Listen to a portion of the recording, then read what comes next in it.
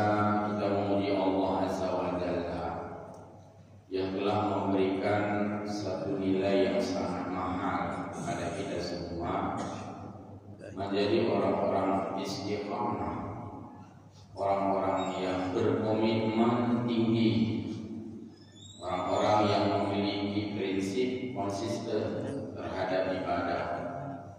Ibadah yang kita lakukan secara rutinitas, berkesinambungan, ibadah yang terus menerus. Ini adalah nikmat yang sangat besar yang Allah berikan kepada kita. Kita tidak memperlakukan pada diri kita dengan prinsip hukum ekonomi saja, tapi benar-benar ini adalah panasnya api, di mana api tidak pernah bosan menjadikan dirinya itu panas terus menerus. Sementara semangat kita sangat baik jika kita meniru, menduplikasi, menciplak dari apa yang ada di dalam sifat api, panasnya terus menerus. Maka ini bagai simpul yang menunjukkan bahwa semangat kita beribadah ini tidak temporer, artinya tidak sewaktu-waktu. Dalam istilah bahasa kita Aceh, tidak karena mengantuk, tapi memang benar-benar kita jadikan sebagai kebutuhan. Bahkan tidak lagi kita rasakan, nyaris bukan kewajiban. Hanya wajib, tapi wajib terus. Dengan istilahnya kita merindukan konsistensi di dalam ibadah, dan yang sesungguhnya adalah permohonan kita kepada Allah Azza wa Jalla. Yang paling mungkin pun kita mohon juga mohon istiqamah. Dalam Al-Quran surah Al-Fatihah, ihdinas siratal mustaqim, ya Allah tunjukilah kami ke jalan yang mustaqim. Mustaqim itu dari kata istiqamah, walaupun maknanya mustaqim lurus, maksudnya istiqamah dalam lurus, istiqamah dalam rajin, istiqamah di dalam semangat, istiqamah di dalam berjamaah. Itulah makna istiqamah. Orangnya disebut mustaqim. Pada Rasulullah Sallallahu Alaihi Wasallam yang telah mengajarkan kita dalam segala aktivitas, rutinitas, dan berbagai agenda-agenda yang Allah wajibkan kita hadir di sana. Agenda-agenda yang Allah sunatkan, sunat muakkadahkah, sunat hayahkah, kita berupaya ada di sana. Dan terhadap apa yang Allah larang, kalau itu sifatnya makruh, kita upayakan untuk tidak kita kerjakan. Tapi kalau yang sifatnya itu haram, kita benar-benar memang dilarang untuk melakukannya. Terhadap perbuatan makruh, orang kadang melakukan, itulah manusia memiliki kekurangan. Terhadap perbuatan haram, kadang-kadang manusia juga melakukan, itulah manusia tidak maksum. Maka terhadap kebaikan kita berharap Allah mengistiqamahkan kita dari kebaikan, dan terhadap kekurangan kita memohon pada Allah untuk dialihkan kita dari kekurangan itu. Dan itu sering diformat di dalam doa, Allahumma ahsanil hal, hawwil ahwalana ila ahsanil hal. Ya Allah, Tuhan yang menguasai keadaan, hawwil, balilah kami, arahkanlah kami menuju kamu kebaikan, dan hindari kamu dari kejahatan. Itu juga doa di mana manusia ingin menempa dirinya sebagai orang-orang yang mustaqim, dan orang-orang mustaqim itu senantiasa beristiqamah sebagaimana Allah jamaah yang terbaik.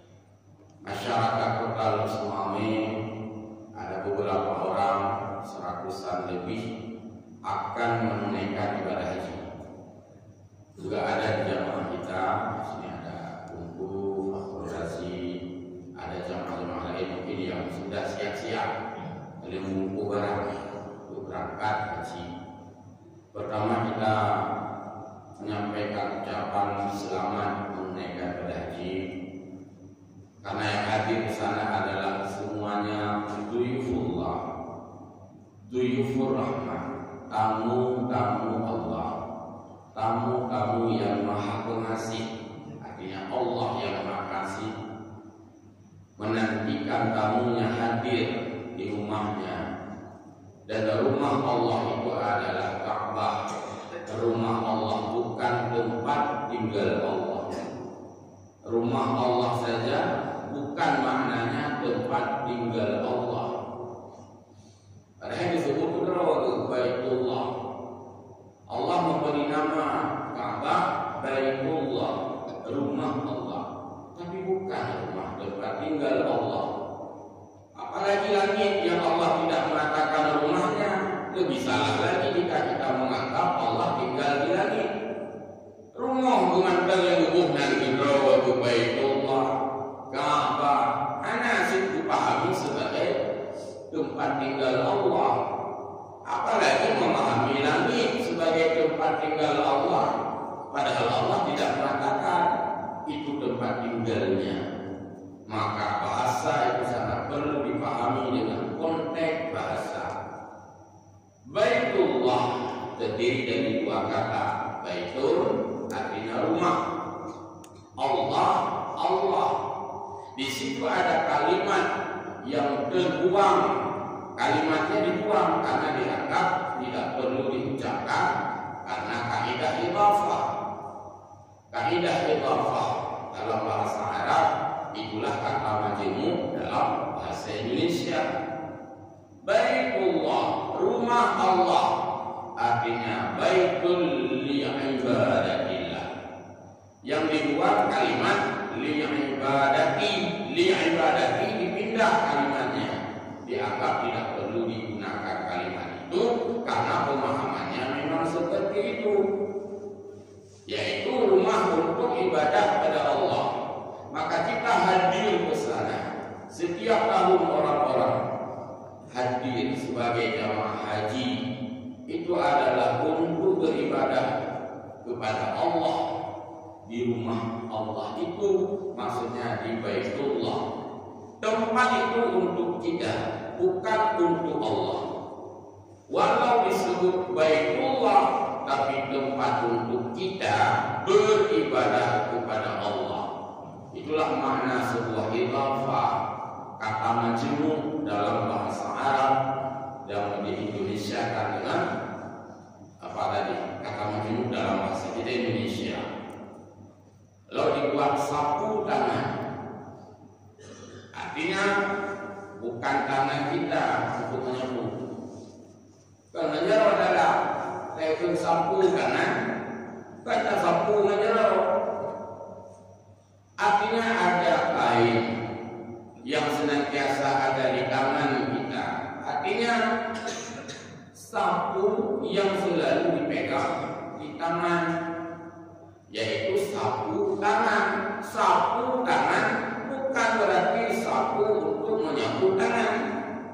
Tapi inilah kata yang cara dengan sapu tangan. Lain sapu mata. Tidak benar itu. Dan awal kayak itu di mata, untuk sapu tangan. Tapi inilah sapu tangan di mata. Yang sapu tangan itu belakangan. Yang sapu mata belum lain, belum sapu mata. Yang kalau sapu mata ini, yang sapu tangan. Itu persoalan bahasa yang mesti dipahami. Oleh karena demikian maka Allah yang berbahagia, musim haji yang pertama sudah berlangsung beberapa kelompok terbang. Sudah terbang, sudah berada di Madinah. Bahkan yang dari Madinah sudah bergerak beberapa kloter ke Mekah. Karena hari sudah semakin mendekat. Insyaallah Nusmame di rombongan kita akan berangkat tanggal 3, tanggal 4 terbang. Sudah mendekati hari Idul Adha.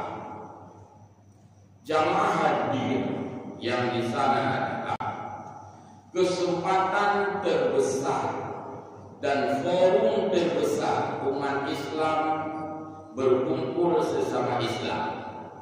Tidak ada forum yang paling besar di atas permukaan bumi ini berkumpulnya sesama umat Islam dalam waktu yang sama di tempat yang sama. Itulah dia momen ibadah haji yang puncaknya adalah Arafah.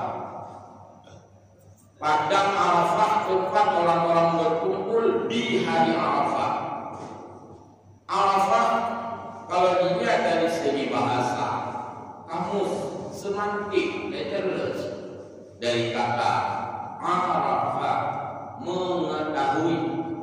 Maka ada hadis, man arafa nafsahu faqad arafa rabbahu. Siapa yang mengenal dirinya, dia akan mengenal penciptanya. Atau dibalik, siapa yang mengenal penciptanya, dia akan mengenal dirinya. Kalau ia mengenal dirinya bahwa aku adalah makhluk, berarti penciptaku adalah Khalik. Aku adalah yang menyembah, berarti Allah adalah yang disembah.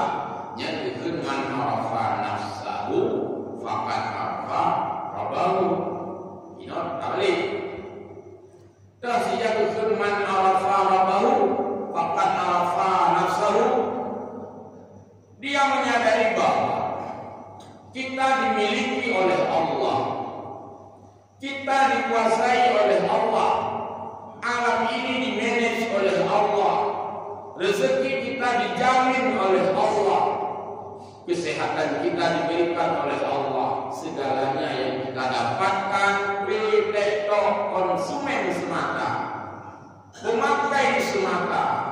Kalau begitu Allah adalah produsennya, Allah adalah pemberi, Allah adalah pencipta, Allah adalah yang menghantarkan nikmat itu kepada kita. Maka kita mengenal Allah. Oh, mengenal kita itu makhluk, mengenal kita itu hamba. Kalau kita sudah kenal Allah sebagai Khalik, berarti kita sebagai makhluk. Kalau kita sudah kenal Allah sebagai ma'bud, berarti kita adalah abid, yaitu yang menyembah. Ini dalam dua susunan kalimat yang ketika dibalik maknanya masih sama dengan ketiga yang pertama tadi. Jamaah salat subuh yang berbahagia, haji adalah satu panggilan Allah, yang mana panggilan itu, pengumuman itu, seruan itu sudah terdapat di dalam ayat Al-Quran. Wa adzim fin nasi bil haji ya'tuka rijalan wa ala kulli bamin ya'tina min kulli fajjin amiq. Allah Subhanahu wa taala melalui Nabi Allah Ibrahim, karena kalau bicara cerita tentang panggilan haji, Allah suruh Nabi Ibrahim untuk memanggil, maka haji sering digunakan dengan istilah panggilan Nabiullah Ibrahim atau seruan Nabiullah Ibrahim atas perintah Allah, karena ada ayat Al-Quran, wa adzim fin nasi bil hajj. Kepada Nabiullah Ibrahim Allah sampaikan, panggilkan manusia-manusia bil hajj, agar mereka hadir menunaikan ibadah haji. Kalau sudah kamu panggil, haleluya, namun dan turun ayat itu, ya'tuna rijalan wa ala kulli bamin. Kamu akan melihat, wahai Ibrahim, lihatlah nanti orang-orang akan datang ke sana, itu bahkan bukan tiap tahun, ditambah lagi dengan ibadah umrah tiap waktu, tidak pernah berhenti pesawat terbang dalam berbagai travel itu menghantarkan jamaah umrah. Masuk jamaah haji terus bersambung, berarti tidak pernah berhenti pesawat terbang landing dengan jamaah di mana orang-orang hadir ke rumah Allah Subhanahu wa taala. Kalaulah haji dikatakan haji besar, maka umrah juga dikatakan haji kecil. Artinya hanya pre-pre sepanjang waktu terus manusia itu terlihat datang hadir ke sana untuk menyembah Allah. Inilah panggilan tadi, wa adzin bin nasi bil haji ya'tuka rijalan wa ala kulli dhamir. Mereka datang dengan dua cara yang disebut dalam Al-Quran. Pertama, mereka datang dengan jalan kaki, jeruh mendepak. Kami istilah jarak yang jeruh mendepak. Menyuri jam ujang, surung jam, tapak jam satu yang disebut jika kaya, dehdo katru, dehdo, yang dehdo di jam. Namanya trekha dia, trekha dia, anak kuplay dia, yang belum taktu sih, yang taktu trek perjalanan ini, udah kalau nak udah taktu handuk. Tapi orang-orang datang ke sana, dan itulah disebut Allah ya'tuka. Artinya orang-orang akan memenuhi panggilanmu, hai Ibrahim, kata Allah. Rijalan, rijlun, kaki, yamshi, fit, kaki, dia jalan kaki. Orang-orang dekat tentu sanggup jalan kaki, atau mereka akan datang ala kulli dhamir, yaitu dengan menunggangi unta yang kurus. Hai kalimat unta yang kurus. Bahkan hanu kebat ala kulli budinin, mereka akan hidup unta tumbung. Akan Allah hukum mereka akan hidup unta pijut. Ini ada makna yang sangat mendalam.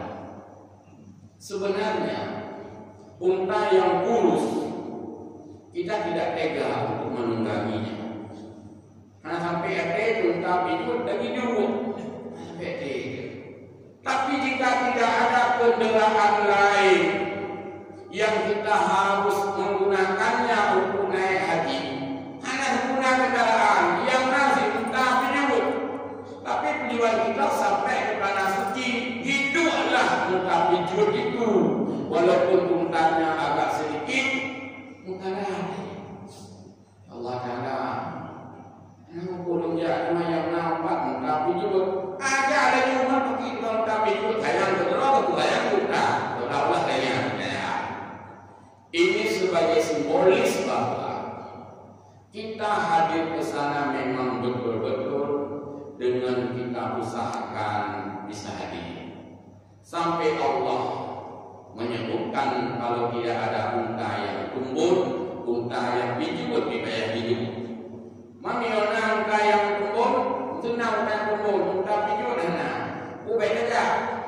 Belum lanjut lagi. Ini ceritanya bukan sekarang, cerita dulu bagilah. Belum lanjut lagi ni unta pijut na, cuman unta tumbur na. Yang oleh Allah tidak lagi yang bisa unta pijut. Berarti kata Nabi jawab unta pijut saja. Yang unta tumbur, siapa lebih kuat unta pijut dengan unta tumbur? Kan lebih kuat unta tumbur. Mana yang unta pijut piye? Unta tumbur sampai bergali. Lagi tanya boleh saja. Karena tahu mereka itu nyanduk upaya. Sengaja Allah menyebutkan dhamir yang artinya unta kurus. Mau disampaikan pesan apa? Kalau kamu tidak punya kendaraan bagus, kendaraan tidak bagus pun pakai dulu. Yang penting kamu hadir di sana. Karena dulu unta itu merupakan transportasi utama dalam mobilitas masyarakat Arab. Maka Allah menyebutnya dengan unta untuk dipahami oleh masyarakat pada saat itu.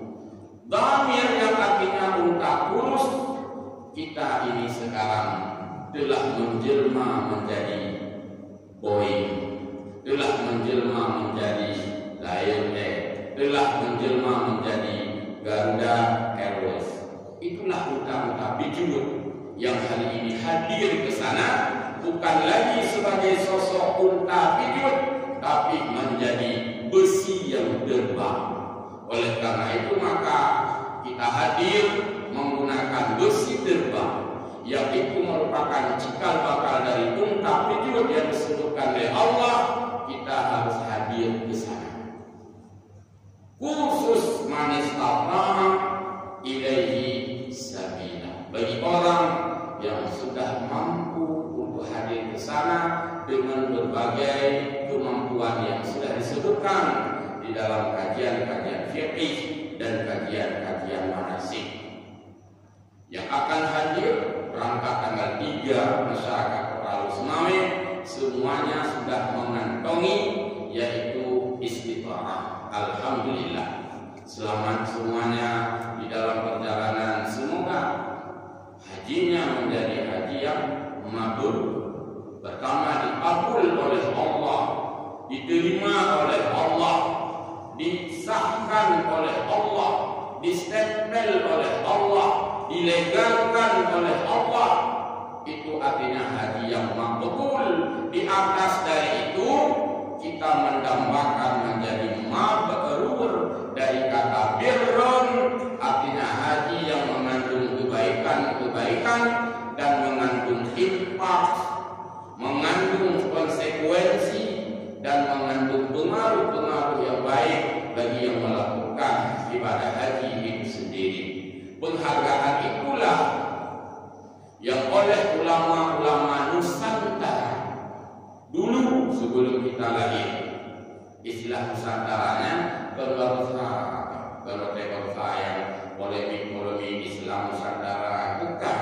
Nusantara ini sudah dulu sebelum Indonesia merdeka sudah digunakan Nusantara. Artinya beberapa pulau di negeri ini yang bersuku-suku disatukan dalam sebuah istilah Nusantara. Walaupun ulama Nusantara, ulama yang berada di seluruh Indonesia di berbagai pulau. Walaupun Islam Nusantara itu sebenarnya mengarah kepada budaya orang Islam yang ada di Indonesia. Cuman karena banyak yang salah persepsi, kait-kaitkan politik, kait-kaitkan dengan berbagai macam, akhirnya kalimat itu jadi rancu, jadi salah.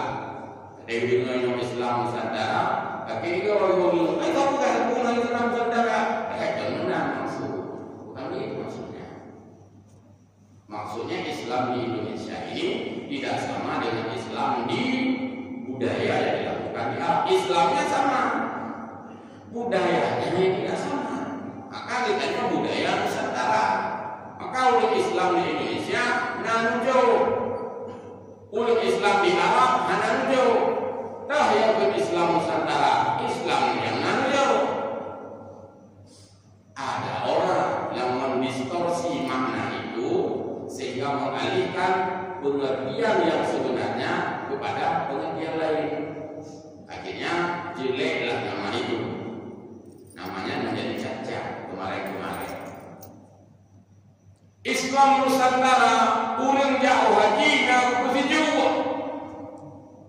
Yang Islam Nusantara urang Wahabi hana juga. Yang bagi Islam Nusantara bapak mana sekarang? Oh itu ya jauh haji dong nanti juga itu Islam Nusantara. Itu maknanya daripada istilah Nusantara apa yang berada di lokal. Islam Nusantara nabu hidup, Islam Nusantara nanju, Islam Nusantara nabu yasin malam Jumat, pulau.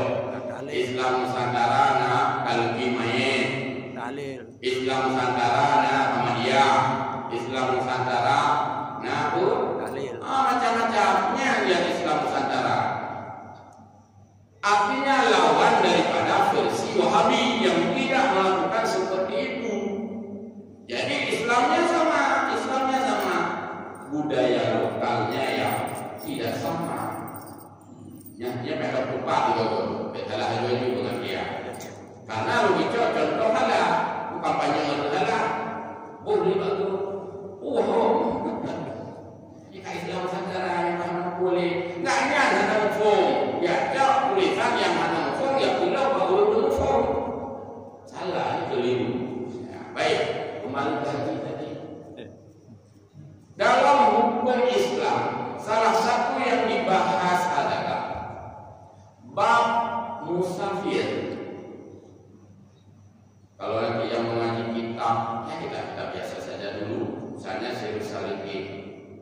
ada bab di sana, yaitu tentang musafir.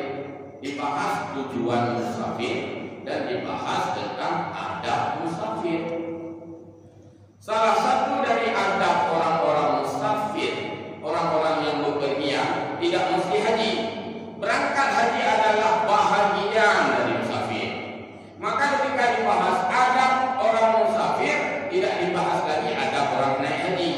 Karena naik haji tak masuk ke sana. Naik haji bahagian daripada musafir.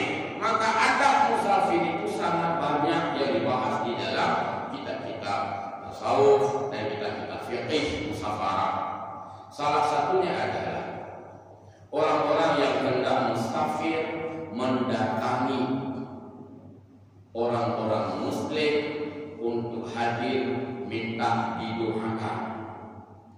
Gujak rada ulun, bijak motor, yang pertama bijak laki doa untuk didoakan keselamatannya di sana.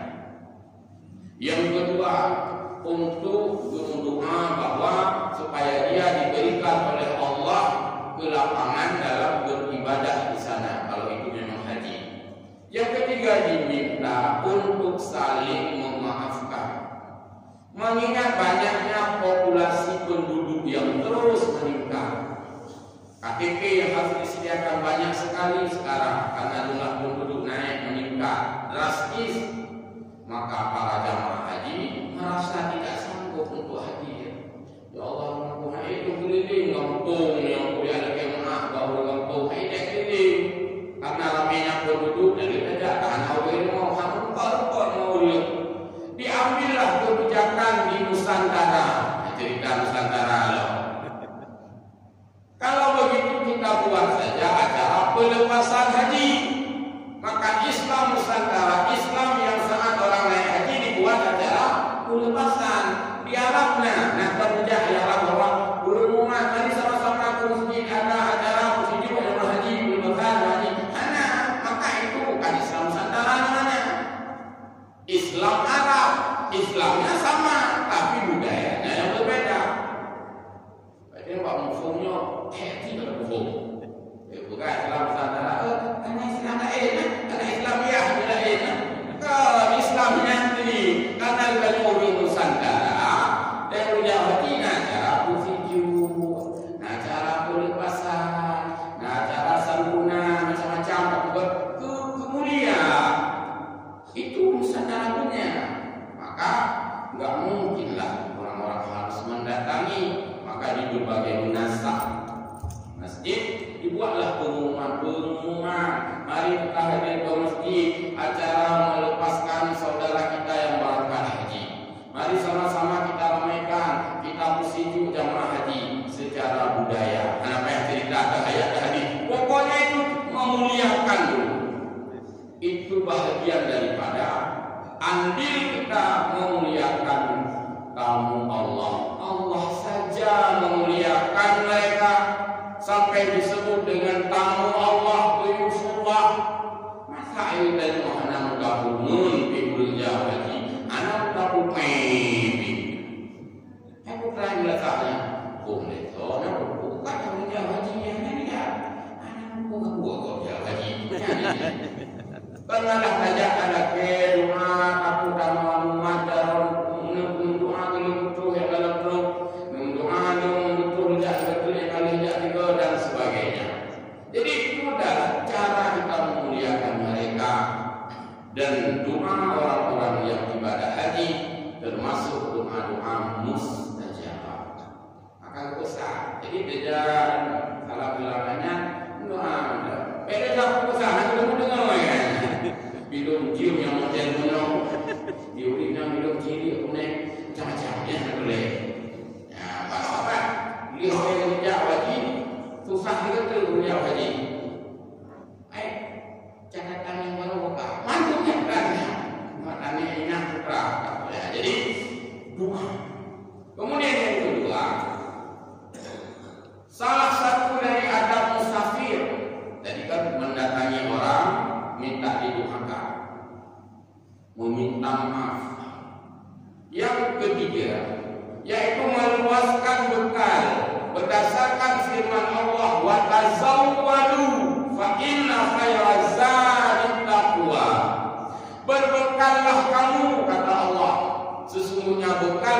paling baik adalah takwa. Ayat ini dalam bicara haji. Ayatnya berbekallah kamu. Ayat hajinya.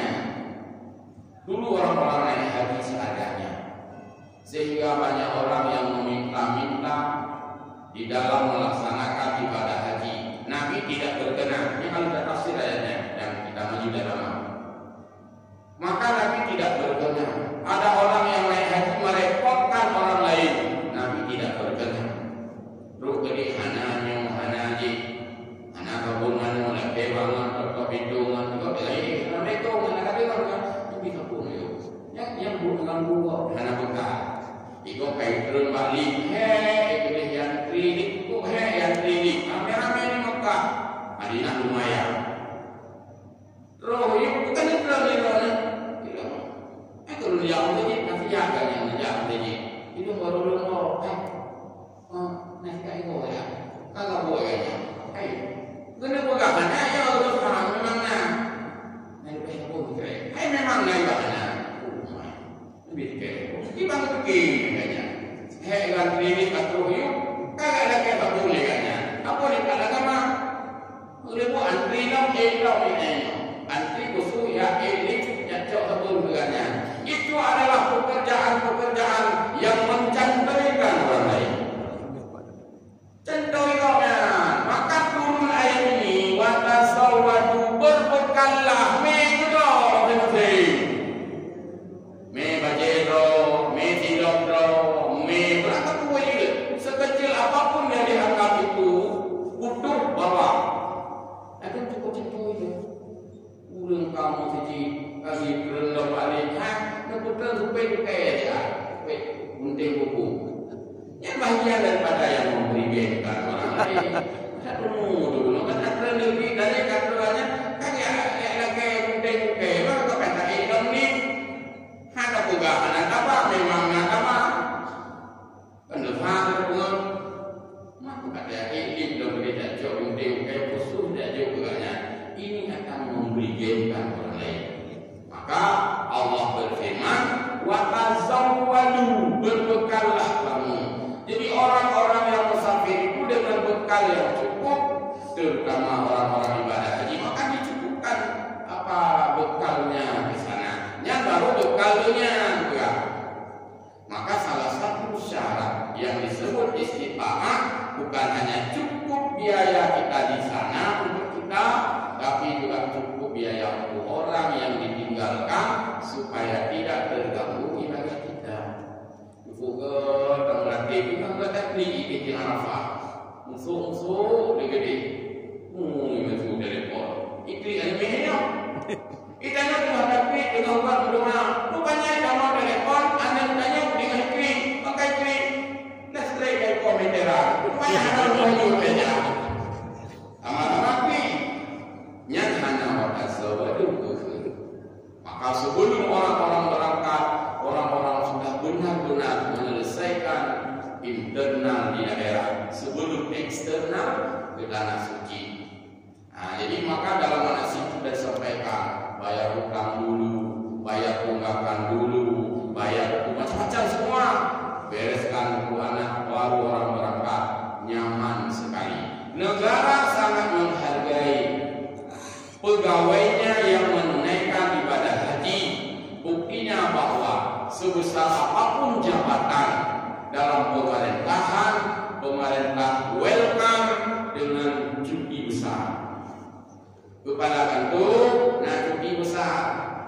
Baik ada tanya upaya ini. Aina di pempeng itu nenek kenapa usahanya ini? Ibu guru, kepala desa serahkan tugas dan sebagainya. Ya bukan berarti kalau serahkan tugas kepala PGRI. Kalau saya beliau kepala sekolah sudah menordinaskan kepada orang lain. Jadi maksudnya itu dihargai oleh negara. Cuti besar membayarkan supaya orang Muslim yang pegawai negeri pun nyaman melakukan ibadah haji, karena ini adalah ibadah yang diwajibkan Allah hanya sekali dalam seumuran hidup kita. Selamat kepada para dhuyufullah, dhuyufur rahman, juga istimewa pada Tuan Guru Fakhrul Purwadi sebagai imam rawatib kita yang bergabung dalam jamaah blok 7 lalu Semawe. Di samping sebagai saya majelis di sini juga masih diberi amanah oleh Portal Semawe dalam suatu organisasi Ikatan Persaudaraan Haji Indonesia (IPHI). Masih saya sebagai ketua saat ini juga menyampaikan ini di mana-mana saya sampaikan selamat Yufullah Yufur Rahman dan mendoakan kita yang tinggal di tanah air semoga kita pun murti rahmat Allah dengan kehadiran orang-orang kita yang akan berada di sana dalam beberapa hari. Mereka intens dan fokus untuk menyembah Allah Azza wa Jalla. Mudah-mudahan apa yang kita sampaikan ada manfaat, menghidupkan tazkirah bagi kita semua.